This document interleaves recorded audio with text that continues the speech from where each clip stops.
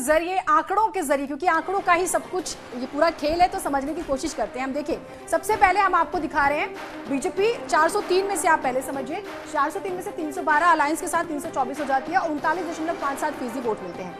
Samajwadi party को 47 सीटें मिली थी और 21.72% वोट मिले। बीएसपी को 19 सीटें, 22.27% इनको वोट मिलते हैं और अन्य को 18 और 10.20% और कांग्रेस को 7 सीटें। ये तो ओवरऑल हमने आपको जो है आंकड़ा समझाया। अब हम जो है आपको चरण समझाते हैं।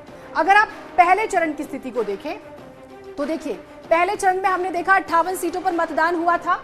बीजेपी के पास उन 58 में से 53 सीटें थी जो हम आपको दिखा रहे हैं। समाजवादी पार्टी के पास 2 थी, बीएसपी के पास 2, अन्य के पास 1 और वोट शेयर भी हम आपको दिखा रहे हैं। 46 वोट मिले थे यहाँ पर। एसपी को 14.17%, बीएसपी को 22.32%, अन्य को 10.88% और कांग्रेस को 6.57%। जब आप इसे समझेंगे तो वोट शेयर को समझने के लिए हम आपको एक चीज बताते हैं। देखिए, ये तो पहला चरण हुआ। अब हम आएंगे दूसरे चरण पर और उसके बाद दूसरे चरण में कितनी सीटों पर मतदान हो रहा है? 55 सीटों पर। अब मजेदार ये है कि 38 सीटों पर बीजेपी काबिज थी 2017 में और वोट फीसदी भी 38.31% रहा। एसपी की बात करें तो 15 सीटें उसको मिलती हैं, 26% उसको वोट मिलते हैं। कांग्रेस को देखिए, कांग्रेस को 2 सीटें मिली, 7.92% उसको वोट मिलते हैं। बीएसपी को सीटें नहीं मिली लेकिन फिर भी 21% वोट मिलते हैं। अब इस चरण में जो मजेदार बात है वो ये कि अगर दलित वोट, मुस्लिम वोट एक साथ आता है और जाटों का भी जिक्र करें, क्योंकि अगर आप एक चीज समझे, ये दूसरे चरण की हम बात कर रहे हैं और मुस्लिम जहां पर निर्णायक है, अगर आप इस एक चीज को देखें तो सीधा 46 सीटें आती हैं जहां पर मुस्लिम निर्णायक हैं। तो ये बहुत इंटरेस्टिंग है और उस लिहाज से आप समझ सकते हैं कि देखिए कितना दिलचस्प ये पूरा मुकाबला हो जाता है। अगर मुस्लिम्स की बात करें, जाटों की बात करें और जहां पर यादव वोटर्स हैं, अगर वो इकट्ठे होते हैं तो क्या वोट शेयर में बहुत बड़ी तब्दीली होगी? ये बहुत महत्वपूर्ण हुआ।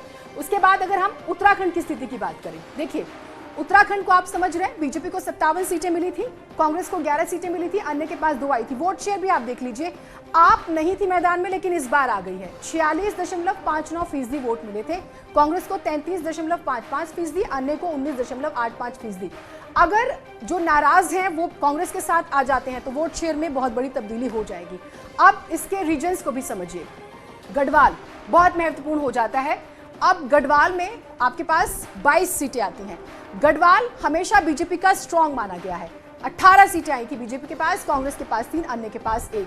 लेकिन अगर आप इसमें भी अगर हम जहां पर दलित निर्णायक देखें तो आप समझिए 4 सीटें हैं।